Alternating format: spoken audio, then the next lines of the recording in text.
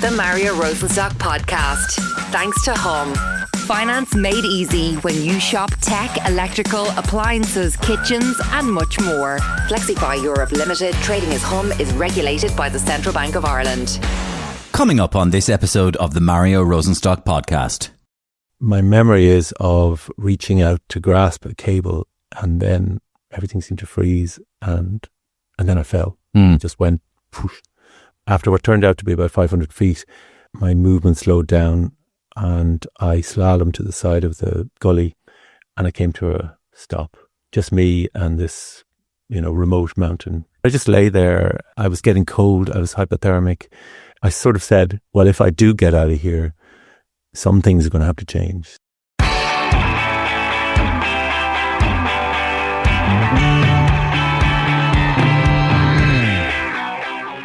Paul Cullen is one of Ireland's best-known journalists, having spent more than 30 years at the Irish Times covering health, politics, education and public affairs. But despite having a successful career and a happy family, Paul always felt like an outsider, like he didn't really belong anywhere. Paul was adopted at the age of 3, which is quite late for an adoption, and he knew nothing about his parents, why they had sent him into institutional care as a baby, and what happened to him during those first 3 years of his life. As he lay injured in the snow after falling off Germany's highest mountain, Paul knew that if he survived the fall, he had no choice but to face up to all these questions and to find the answers. What happened next is a fascinating story of discovery captured in Paul's recently published memoir called Outsider. Paul uses all of the investigative skills he had built over a career in journalism to discover where he was born, who his birth parents were, what had happened that had led to his adoption, and some of the key characters that played such an important role in his life along the way. This is also a story about a certain time in Ireland, and indeed in England, when the adoption system was quite complex and hard to penetrate, and the impact that system had on countless adopted children like Paul over the decades. Paul joined me in studio recently and shared his full story in such an open and honest way, and it makes for a fascinating episode of the Mario Rosenstock Podcast. So I knew nothing about those first 3 years of my life, and it didn't take much reading into the literature of psychology to realise that they are the formative years. And I didn't know where I was, who I was with, whether I was properly cared for, and whether I was loved. We all want to be loved. Some of them were sort of Mills and Boonish. My real father was a doctor, and my real mother was great beauty, and theirs was a love that was never matched, but it was ill-fated. The powers that be wouldn't let them be together. It was very tragic. And then another time she would tell me that my parents were somebody else, and they died in a car crash. So it was... fantasizing. Yeah, and it was inconsistent. I'm going to get a second chance here in life. So what am I going to do with this second chance? Obviously, I'm going to be a good father, a good husband, a good citizen, but this is going to be my project. I'm going to find out more about who I am, the better to know about where I'm going to go. It was Father's Day recently, and my 19-year-old gave me a card, and well, I won't repeat the words, but they made me cry, and I cry regularly. I'm in compensation mode. I'm playing catch-up mode, really. My full conversation with Paul Cullen is coming up in just a few minutes' time. But speaking of memoirs, Joe Duffy, formerly of RTE's Liveline, is about to publish his. That's going to be fruity. As you might imagine, every broadcaster wants to be the first to interview him. We got exclusive access to Joe's voicemails. Good afternoon to you. You've reached Joe Duffy. Go on, leave a message. Go on. Talk to Joe. Go on. Joe, how are you? It's Patrick Kilty here. You've probably seen that I'm going to be back on the Late this season. I do owe you a big thanks, by the way. Getting rid of your massive salary allowed old Kevin Backhurst to throw in a nice few more pingings to me. That's the only way they could convince me to fly over and do that god-awful show of shite. Anyway, I want to be your first. I want to deflower you on the Late couch when that juicy memoir of yours comes out. Is there any index? Is there an index? Well, it's pretty guilty in it. What about it? We'll make the whole show a Joe Duffy special. You'll have the full 7.5 hours of the show. We'll have your interview. We'll have the audience full of whingers. We'll brush shields on to do a comedy set and invite Stockton's Wing on to play your old theme tune. In and out every week. Call me. Hi Joe, it's Miriam O'Callaghan here. You're probably getting all sorts of calls from your former RTE colleagues about doing the first interview for your book, but let's face it, we always had a special bond, Joe, didn't we? Very special. Remember when I'd sneak into your studio before you started doing Liveline in the afternoons to calm you down? I was your fluffer. I'd massage your shoulders and stroke your jowls and whisper sweet nothings in your ear like, go on, go on, go on. 51551. Go on, 51551. Wash your hands, wash your hands. You weren't long relaxing and settling down for yourself to talk to Mary and Clontarf and whatnot.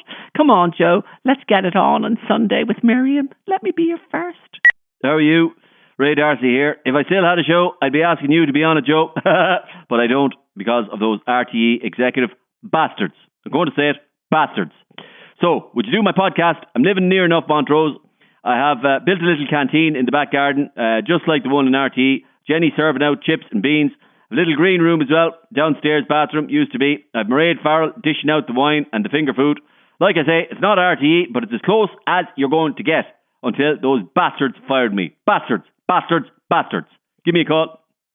Yeah, hi Joe. It's Pat Kenny here. Just wanted to confirm that you received the letter from my solicitor about that salacious chapter you were planning to include about me in your seedy memoirs, about how I used to prowl the corridors of Montrose like a randy peacock and work my charm on my fans and followers alike, using all of the amazing physical attributes that God gave me to captivate and, nay, I say, delight everyone within a 10-yard radius of my aura. As you will see, the letter contains a legal order that you must include that chapter in its entirety, every last detail. They simply must know about the power of Pat.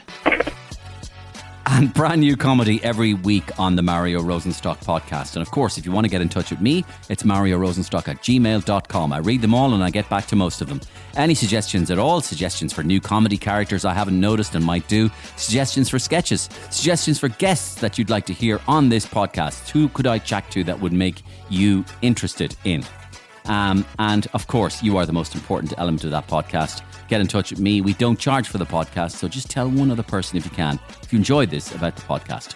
And the reason we don't charge anybody is because we have sponsors. And sponsors are great. And our best sponsor is Hum. Thanks to Hum for partnering up with the Mario Rosenstock Podcast. Hum is a great company, a finance company, who provide flexible payment solutions for customers of some of Ireland's most popular retailers. They can help you make your purchases and pay back bite-sized, easy payments. They couldn't be easier to deal with. Festival season is here. You've seen it. We're going to festivals practically every weekend at this stage.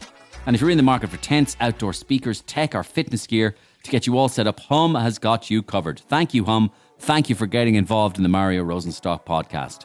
So let's meet my special guest on this episode, journalist and author Paul Cullen.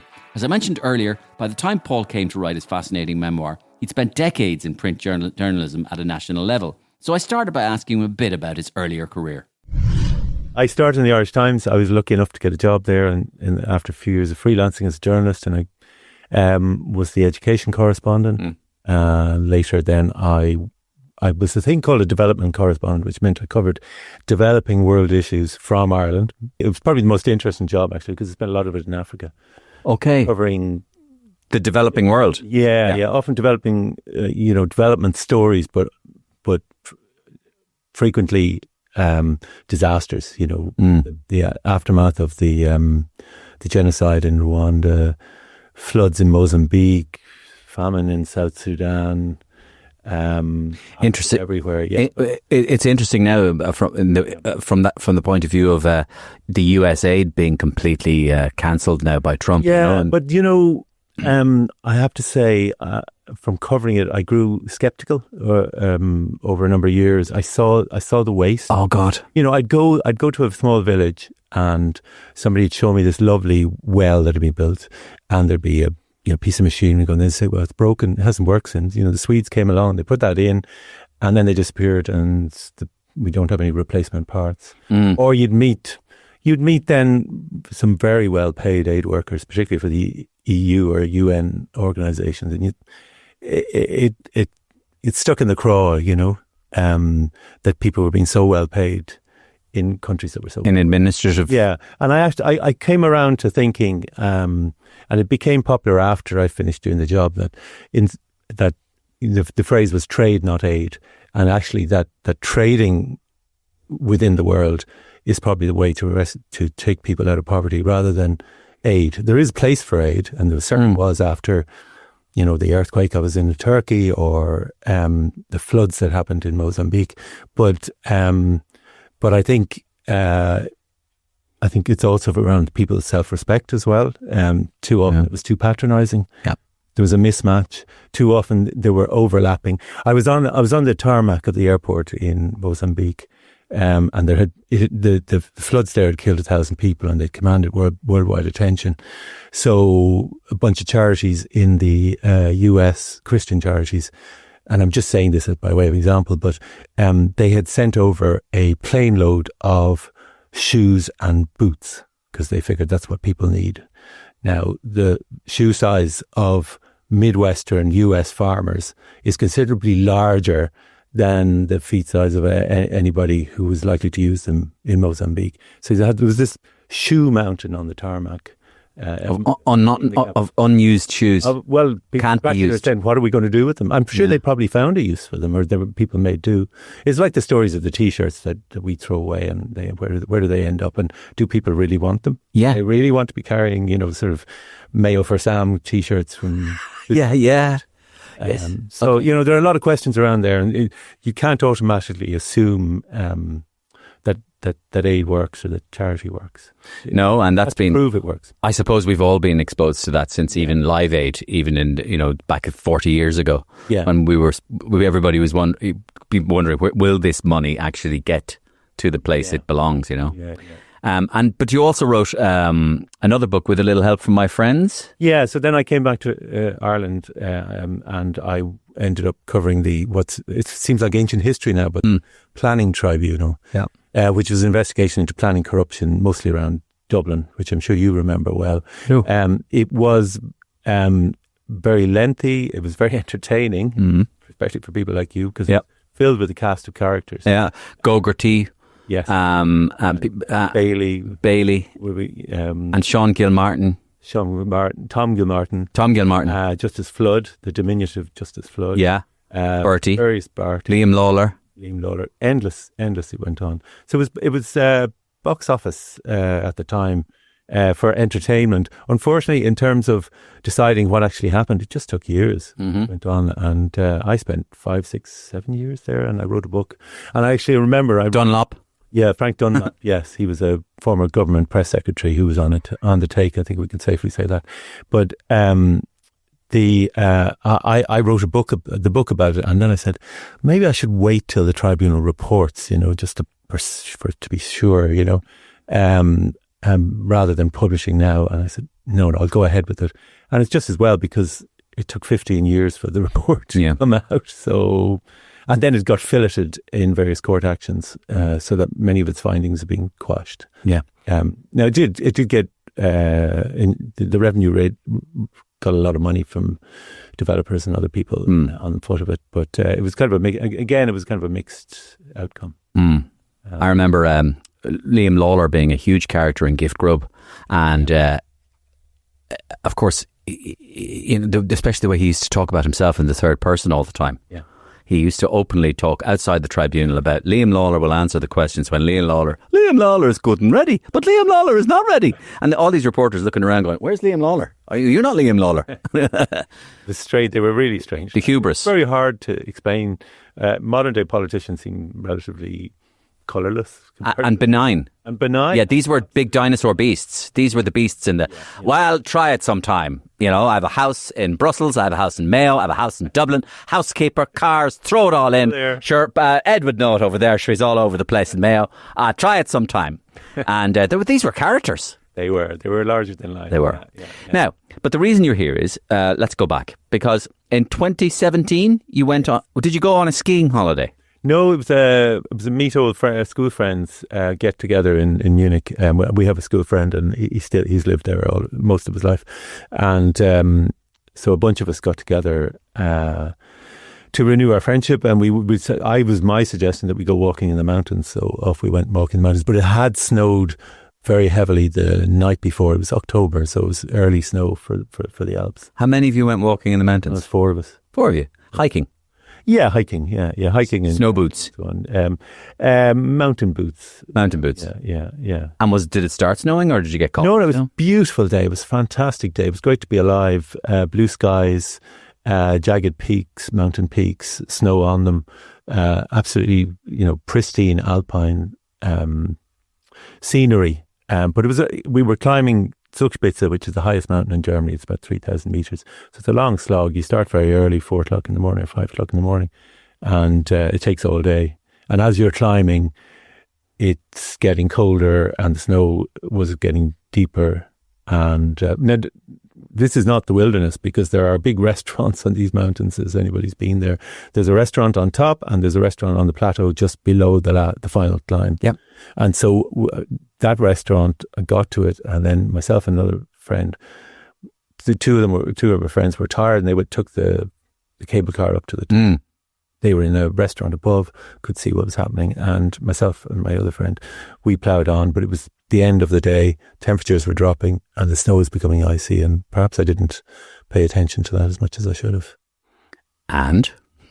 Well, just under the top, under that 3,000 meters, the wind whipped up, tiredness took its place, and while there are steel cables that you can hold on to assist you, they were buried in the snow, and that was freezing, so you couldn't move them. So between one thing or another, my memory is of reaching out to grasp a cable, and then everything seemed to freeze, and then I fell. Just went down, top cat-like, scraping the surface of the snow. Yeah. So it's kind of sheer slope, like worse than a black ski slope. And down I went, and on and on. And at one point I slowed down, and I thought, oh my God, that's so, at least, I'll sort this out. And then I just went over a lip, and I flipped over on my back, and I had a rucksack on with a camera on it, which wasn't in a case, which was really rough. And down I went again, whoosh, whoosh, whoosh, whoosh, whoosh. I obviously don't remember much, but I was conscious right through it. And then, after what turned out to be about 500 feet, my movement slowed down, and I slalomed to the side of the gully, and I came to a stop. Just me and this, remote mountain gully. So you had a long and terrible fall. Yeah, I'd gone thud, thud, thud, thud, thud down, yeah. I was conscious. I wiggled my toes. They were okay. I sort of moved my head. It was okay. But I didn't feel well in the middle of my body, and I knew something wrong, You could feel maybe that things were broken? Yeah, yes, I intuited that, yeah. Did you think did you have a feeling that you were goner, falling? I suppose it happened too quickly, but I did think, this is it, I thought. This is it. And then I thought the opposite then. I got a rush of adrenaline, thinking, I made it. I'm still going to live here. And I am, half of me is in Germany and half of me is in Austria. And you know what they have here? They have helicopters. Yeah. So I lay there. I tried to get a whistle out of the rucksack, and my phone was dead. Nothing, I was too far away. But I just lay there and thought, I was getting cold. I was hypothermic. I suppose I was conscious it was coming in and out, but I sort of said, well, if I do get out of here, some things are going to have to change. So I just waited, and after maybe it was 20 minutes, something like that, I heard the whir of, there wasn't the Ride of the Valkyries, like Apocalypse Now. Wagner. But I'll take it. It was a helicopter, and it rose up from below, above me, hovered over me.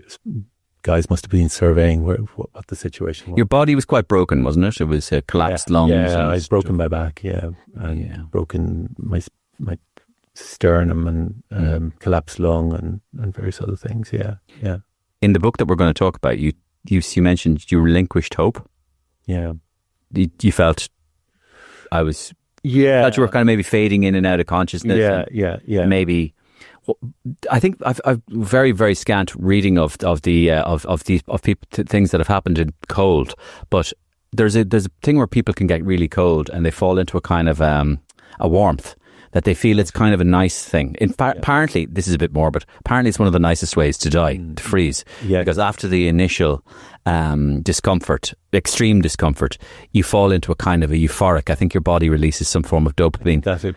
Describes the way I felt. Yeah, you were getting happy. Yeah, I was fading away, but but feeling okay about it probably. Yeah. And then Daniel, the mountain rescue guy, just winched himself down, and he said, as I write in the book, he says, "My name is Daniel, and I'm going to rescue you." Yeah. So, and I can't remember whether he must have pulled me up to the vertical, which is probably dangerous in my situation. Yeah. Yes. Can't really remember, but I wouldn't be blaming him now. Paul. I was certainly not. I think he gave me a big hug. So there's two men on the end of a rope, and then the helicopter goes up. Yeah. And then we're just floating through the air. So in a way, though, the reason we're talking about this because it was a turning point. During this little period where you relinquished hope, you were lying on a mountain, you were fading in and out of consciousness. You had time to think, and I suppose you started thinking about your past and about where you came from, and about your origins as a person, and about how you were born, where you were brought up, what happened, and of course, the key ingredient of this is that I'm adopted. Yeah. It's the first line of your book. Absolutely, yeah. That's my sense of difference. Everybody has a sense of difference, I think, but that mine is probably built on that. Although it was buried for a long time, because I didn't really want to know about that fact, and I think it had been rising up within me. Yes, I went through middle life, but the accident and my consideration of it afterwards. So I spent 2 weeks in the hospital in Germany. Resolved you? Yeah, I said, listen, I'm going to get a second chance here in life. So what am I going to do with this second chance? So obviously I'm going to be a good father, a good husband, a good citizen. But this is going to be my project. I'm going to find out more about who I am, the better to know about where I'm going to go. So that started the... And I suppose to do this, you would use your investigative powers as a journalist. To drive this forward. Yeah. And to find out a bit more about your early life, because as you describe it, it's for somebody who's adopted, it's the very early years is a jigsaw without pieces. Yeah, with pieces missing. It's a book without some pages missing. With some pages missing. Yeah, and that I suppose also represents a metaphorical hole in your existence, in your vacuum. A thing that you always wonder about, that you doubt about. A thing that I suppose causes you to wonder about the fundaments of your identity. You kind of know a lot about yourself, but you kind of wonder, who am I really? And it wasn't just that I was adopted as well. It was also that I was adopted late. So I was 3 by the time I was formally adopted. So I knew nothing about those first 3 years of my life. And it didn't take much reading into the literature of psychology to realise that they are the formative years of anybody's upbringing. All the millions of brain cells that you add every day, all your beginnings of your relations to other people and whether you relate to them normally or not. And I didn't know where I was, who I was with, whether I was properly cared for, and whether I was loved, I suppose. We all want to be loved. Yeah, and to use the word loved is interesting because I suppose the love that's given to you or not given to you at an extremely early age is developmentally important. Yeah. Even though we don't know it. And constancy of caregiving. There were a few clues now. For example, when I arrived, I grew up in the suburbs of Dublin and in a 3-bed semi, and some of the neighbours were there on the day I arrived with my adopted parents, and I was in poor physical condition. That's what I was told later on. So when I arrived out of wherever I had been, my body was raw. I was wearing sandals that had been revarnished to make better use of them. And this is the 1960s. People weren't wealthy, but there were some clues there that would give you cause for concern about. You say, well, how was I cared for? I didn't know whether I'd been looked after by one person or 50 people, or whether I'd been in one house or home or moved around. Well, let's get to that. Yeah, but for the moment, you were adopted by 2 people, Mary and Pat. Tell me about them. Yeah, Mary and Pat. Mary, a homemaker, Pat, a painter and decorator. His family is originally from the North Strand, hers from the Canal, family of butchers. Why did they want to adopt you? So that's one of the things that's in the book. Then that Mary, who was a dominant partner in the relationship, had suffered some measure of tragedy in her life. She came from a very large family and had a hard enough existence, but for a short time in her childhood, she was taken and given to an uncle who treated her very well. He was a very wealthy man around town, and she would ride in his horse and carriage. But then he died suddenly, and she was put back into the family. I think she felt that there was a taste of a better life there that had been whipped away from her. But more seriously, then Patrick and Mary got married in the late 40s, and that's obviously long before I was around. But at some point in the 1950s, she after a number of years, she was pregnant, and she was coming back from Mass on a Sunday, and Patrick was out working, as he did, as a painter and director. You had to work in the summer, and a motorbike left the road and went on the pavement where she was and knocked her down. She lost a child, and she never had a child of her own. So I suppose I was compensation for that, or a replacement for that. They were, I suppose, as far as I can read, they were different as people. He was what might be described as a conflict avoider. Yeah. We've seen them in Irish households for years, that the old fella doesn't want to know about it. Oh, lay me out of it. I don't want to know. I want to read the paper now and just see what's the horses are on the box. And she's the one with the driving the house, and she's the one with the maybe more animated personality, maybe even the way you describe Mary is she had her own personal issues with kind of personality issues. She had I think she had a burning ambition from that childhood experience of seeing how things could be, how much better things could be. But she didn't have the tools to pursue it herself. She left school at 12. So a lot of her energy was funneled into me as an only child and an adopted child. And Patrick his function was the breadwinner. As you say, he was something of a cipher, a very reserved man, a loving man all the same. I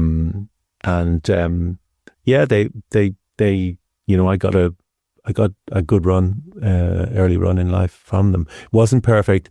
Mary's frustrations sometimes bubbled over, and I was the recipient of them. In what way? Described in the book. Well, like she would veer from being overly protective, ridiculously so, to not minding if I went off hitchhiking across Europe or something as a teenager, which I think no parent would allow these days. But she was paranoid about. Both my parents were very insecure that I might be taken away from them, even though the law was once you're formally adopted, that's it. It was an irreversible process, but they never escaped their insecurity about that. And so my mother imagined fantasies that my birth mother was in some way stalking them, or outside the house in a car, watching all the time. She told you stories, made up stories, changed her stories about who your mother and father might have been. What kind of things did she say? Of course, she, some of them were sort of Mills and Boonish, that my real father was a doctor, and my real mother was a great beauty, and theirs was a love that was never matched in the land that they lived in, but it was ill-fated, and the powers that be wouldn't let them be together. It was very tragic. And then another time she would tell me that my parents were somebody else and they died in a car crash. So it was fantasizing. Yeah, and it was inconsistent. I understand that. We all do that a little bit. But that was the only information I had at that time about where I came from. So I sort of said, listen, I don't want to know about any of this. This is where I am. And then by the time I was a teenager, and a bit of a truculent teenager, I just said, you know what, I just want to see my way through this and then go out into the adult world and make my own life. Did you feel like you were their son? I mean, what I'm asking. You must have wondered when you look around in school going, he's their son, she's their daughter. Am I their daughter? Is it the same? Yeah, I didn't process those feelings too much. When the way they came to the surface really was when my mother would say something absurd. So she was quite a small woman. So you see, I'm a tall person. I grew to be a tall person quite soon enough. And, my mother would stop. She would talk to everybody on the street. She was a character. And she would say, God, isn't he the spit of me? And I'd be towering over her, going slightly red and wishing the moment would pass. God love her, and she kept doing that when I was 25. Yeah. So yeah, I think that's when I was conscious of it. Otherwise, I just put it away. I didn't want to think. But did they love you as far as you undemonstratively. Undemonstratively. Which is typical, which is very Irish. Yeah, but I felt that love, I think. Yeah. There were times when my mother flipped and she said things which can't be unsaid, like I wish we'd never taken you in, things like that. That hurts. Yeah. It's like the ultimate one when kids do it to each other, brothers and sisters. Yes. When we've done it, we've all done it. Yes. Well, you mightn't know, but we've all done it. Yeah. For those, you're the outsider, but we've all done it. Exactly. And when we're 3 or 4, we all go, you were you were adopted. We all do it. Should I walk out now? No, we do it. We do it, Paul. We all say it. Yeah. It's the ultimate insult. Yeah. So part of in the book, part of the discoveries are made were about, for example, that incident where she lost a child, and it puts it in a context. It doesn't excuse some of those things, but it helped me understand some of the frustrations that were behind her actions. Yeah. So she made up stories about your birth, your origin story, I might call it. But through this book, then you find out what had happened to you, and you were born in England. Yeah, I knew that. I knew I was born in England, but that's all I knew. Yeah. What else did I know? Just the fact that I was born in England, really. Yeah. And then there was all this mishmash of made-up stories. But the rest it was missing. Yeah. And of course, adopted people didn't have a regular birth cert. They had this kind of sort of fake thing. And actually, when you look at it, and I mention this in the book, it says, Dublin on it or something, because that's where the office was, where they issued all these fake birth certs, really, to suit the facts of the situation. But I had known that it was, and I was adopted. I knew I was adopted through an agency called the Catholic Protection and Rescue Society of Ireland, CPRS. Well, that's a funny name. Yeah, it's just off Grafton Street. It was there for 100 years. Yeah. And that's a kind of I don't know how to describe that as a name. Catholic Protection and Rescue? Yeah, well, rescue is interesting because in part of my discovery, then I realised because I was born in England, I said, well, there must be, and this was part of the unlocking of the thing. At the time, everything was very closed in Ireland. And when I went to, in later life, when I went to the agency looking for information, they would only give me small amounts of information. But then I realised I was born in England, so there must be records over there. And the law had changed and become more liberal earlier there than in Ireland. Mm-hmm. And the organisation over there that had handled me was called Crusade of Rescue. So, but they were linked in a way. There were two Catholic rescue organisations designed to ensure that the children of unmarried women who were being given up for adoption stayed in Catholic families. I'm sure the Protestants had their similar organisations. So I then was, before even the accident happened, I had been in contact with my birth mother. Yes, and how did you make contact with her? So she made contact with me, I suppose, was the key there, because once I turned 18, she was entitled to try and contact me. Okay. So she contacted the Catholic Protection and Rescue Society of Ireland, and the woman who organised my adoption called out to my parents, and I was off. I was a college student. I was away packing pickles in jars in Germany, summer job, and I knew nothing of this. But having not seen my adoption worker for 20 years, she just turned up on the door. And as I said, my parents were very insecure, and it really cut the legs from under them. They thought, "Oh my God, he's going to be gone from us," or whatever. And wow! And in fact, my father died within the year of a heart attack. But when I came home, I could see my parents had visibly aged. Wow. And they explained what had happened. They said, "Of course you go and find out, but I could see the body language wasn't terribly." So I was living at home, and I went to the agency and said, "Listen, you know what? Tell my birth mother I'm okay, but not now. I'm not ready for it now." No hard feelings. I don't, and it's true. I never had a sort of, why was I abandoned? Was it because you didn't want to hurt your yes, adopted absolutely, parents? Okay. yeah. But it was later then you went to meet her. So then eventually, but I said I will do it, and that I suppose that rested on my conscience for a number of years. So eventually, I did go and meet her In Athlone. in Athlone. Yeah, In a hotel. Yeah, Athlone. in Athlone. And the first thing she said to me was, "This woman was, you look like a German." It was a bit like, today, if I can say it. I was dressed in shorts. It was summer, and I suppose, it made me feel the gulf. First of all, there was Why did you say you look generational. like a German? Because I was foreign to her experience as somebody living in the centre of Ireland. Okay. From a rural background. You just looked. I looked urban, Urban, and kind of vaguely kind of generic European, if you can put it that way. Yeah. And her name was Olive. Olive, yeah. And who was she? So she had, she was a nurse, and she had she got to know this guard, and she became pregnant. She went to England, where she had trained as a nurse, and she'd given birth to me over there. And then there followed a period whereby she tried to hang on to me. I found out actually from the British agency that I'd actually spent time in a mother and baby home, not in Ireland, but in London, which was filled with Irish Catholic girls. But she tried to hang on to me, but she needed to work. And she worked as an agency nurse, sometimes at night times, and she had to pay for private foster care for me. And she couldn't do the two. And so then after the age of about 4 months,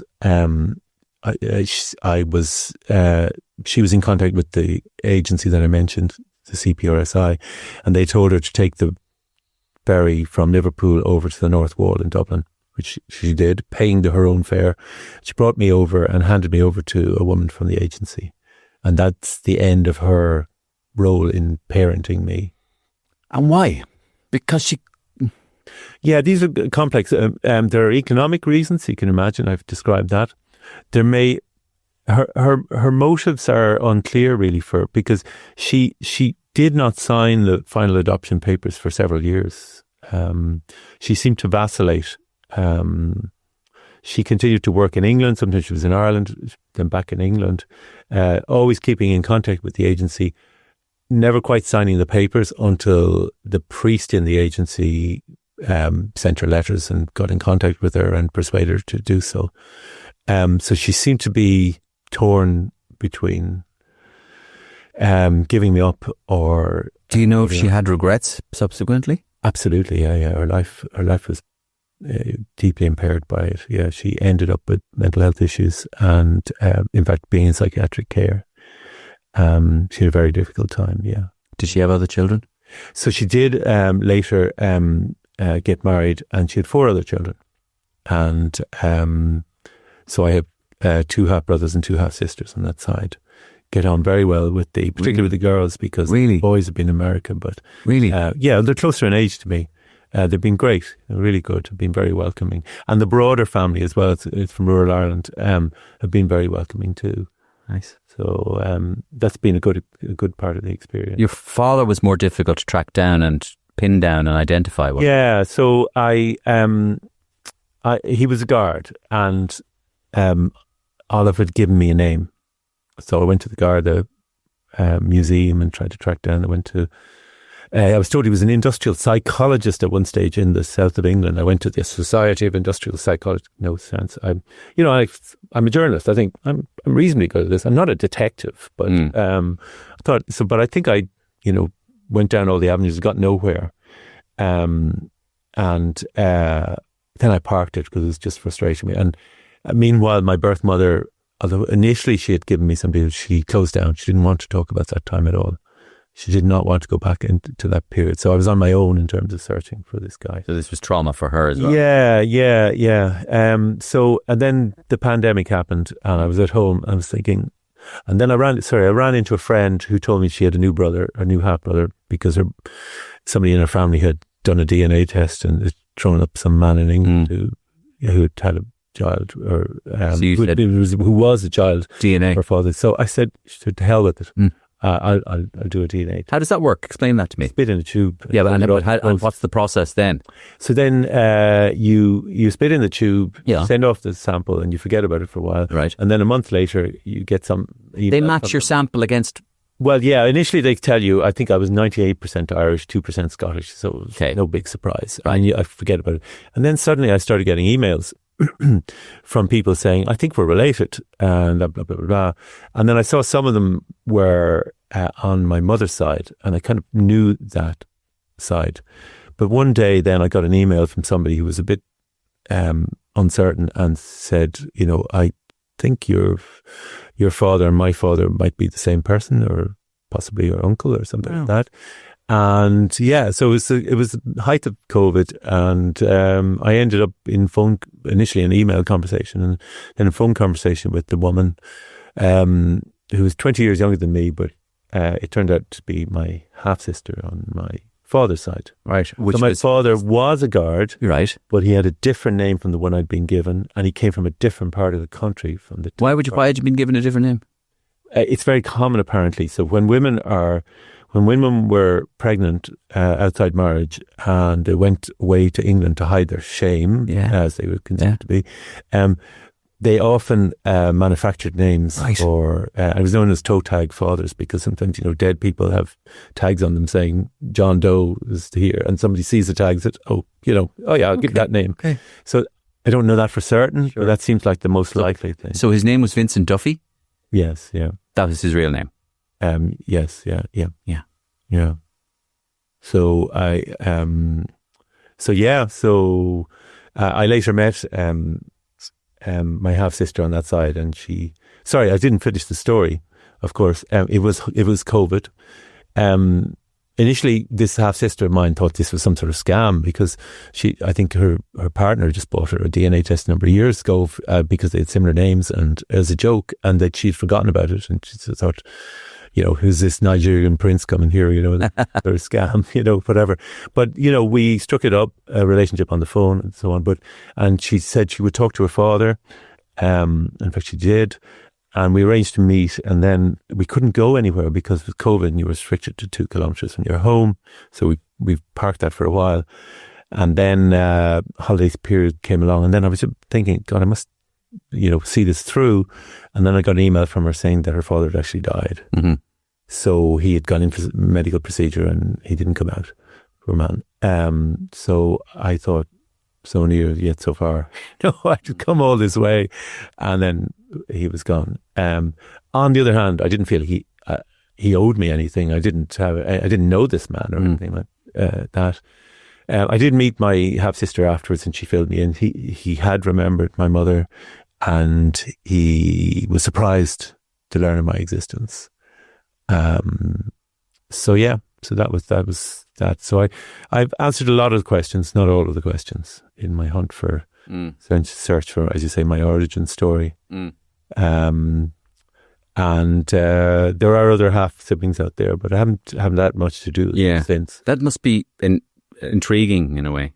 Yeah, it is. It's slightly off-putting, the fact that there hasn't been more follow-up since, in a way.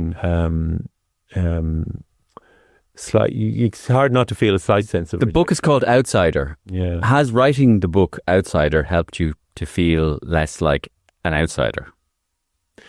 Yeah. I always knew that the notion that I was an outsider was somewhat absurd, because I've been a journalist for 30 years. I as I say in the book, my contacts list on my phone is full of the great and good.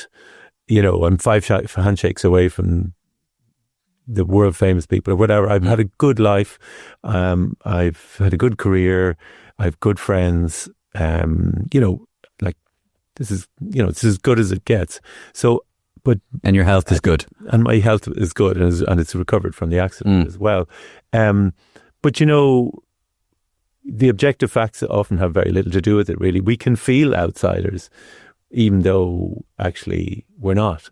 Well, I was thinking... I think that's not just confined to me. I think that's true of many people. Yeah, I was going to add to that. Even famous people. I'm sure you've interviewed. You think really confident people who've successful, and they say, "Well, I suffer from stage fright or nerves, or I dread speaking every time I do it." And you wonder, how do you do that?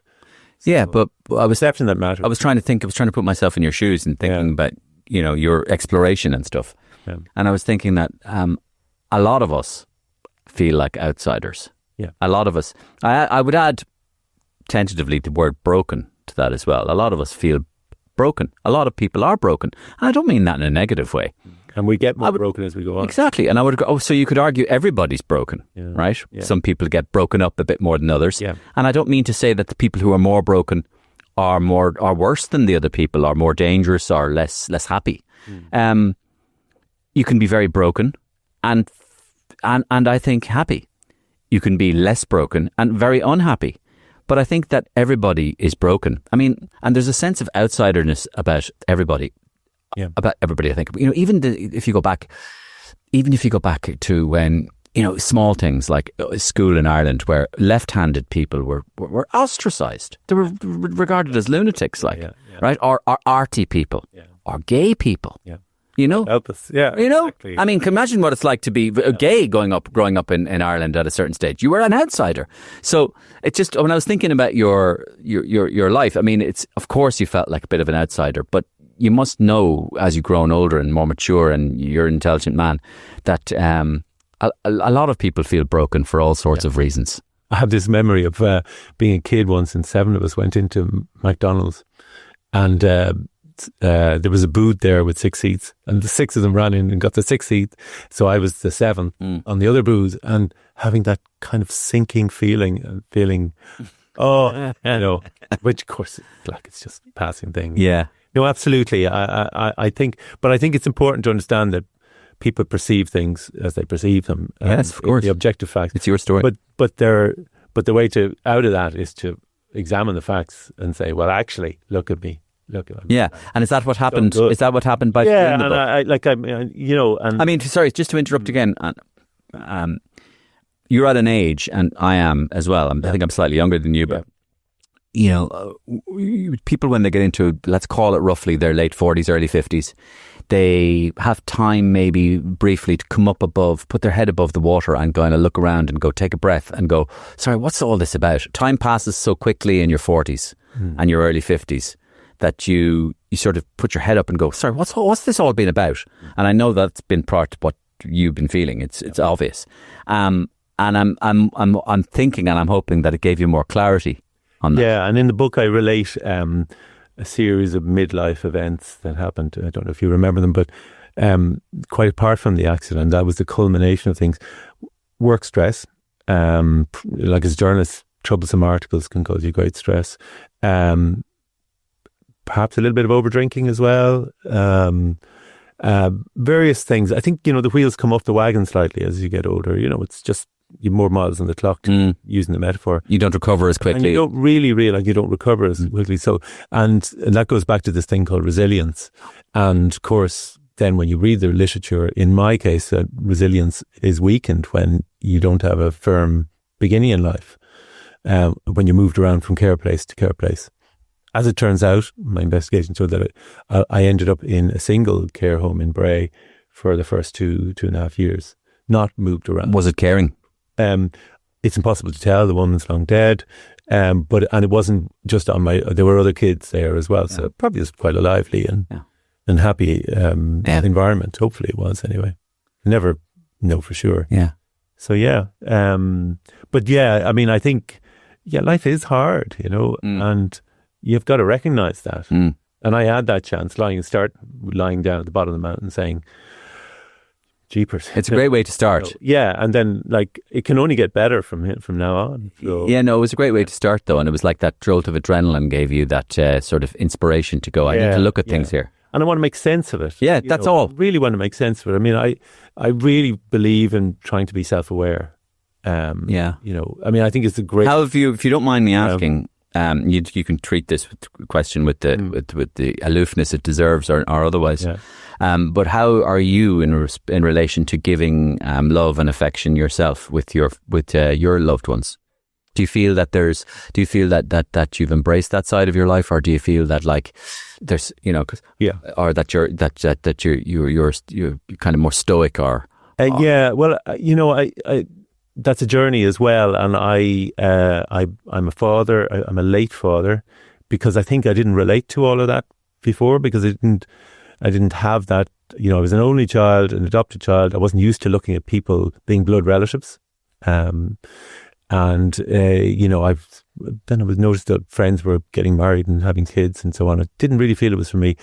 And then as part of that rethinking, I realised that it was. And I got 4 kids and I love them to bits.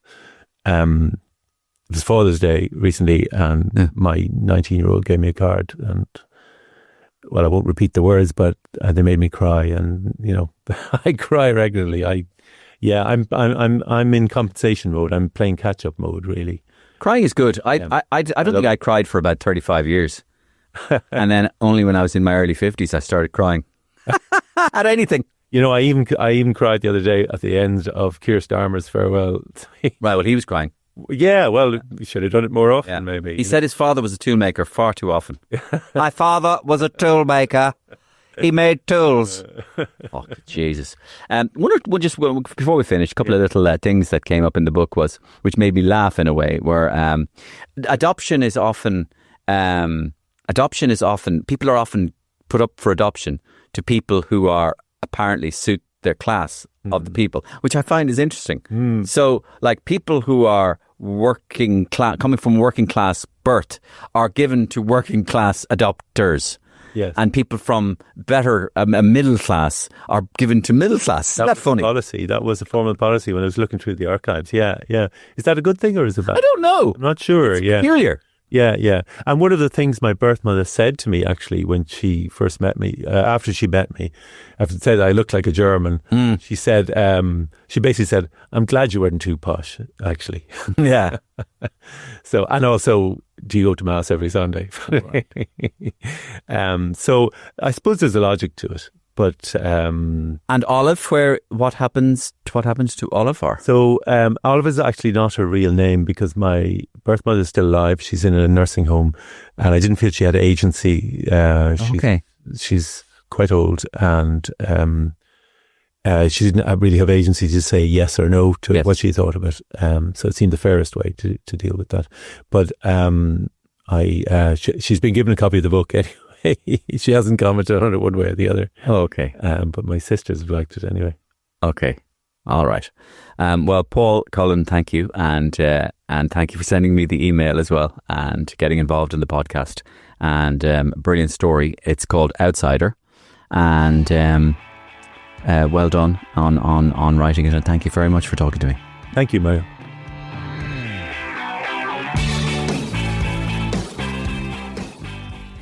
And my thanks to Paul Cullen for coming in and telling me about his fascinating book, Outsider. My thanks, of course, to Hum, our partner on the Mario Rosenstock podcast. Hum has been in Ireland for over 30 years now. It's a finance company who provide flexible payment solutions for customers, some of Ireland's most popular retailers. Thank you, Hum. Thank you for getting involved. And, of course, the most important element, you, the listener. Tell one other person, if you can, about this podcast. And I'll see you the same time, same place next week. The Mario Rosenstock Podcast. Thanks to Hum. Finance made easy when you shop tech, electrical, appliances, kitchens and much more. Flexify Europe Limited, trading as Hum, is regulated by the Central Bank of Ireland.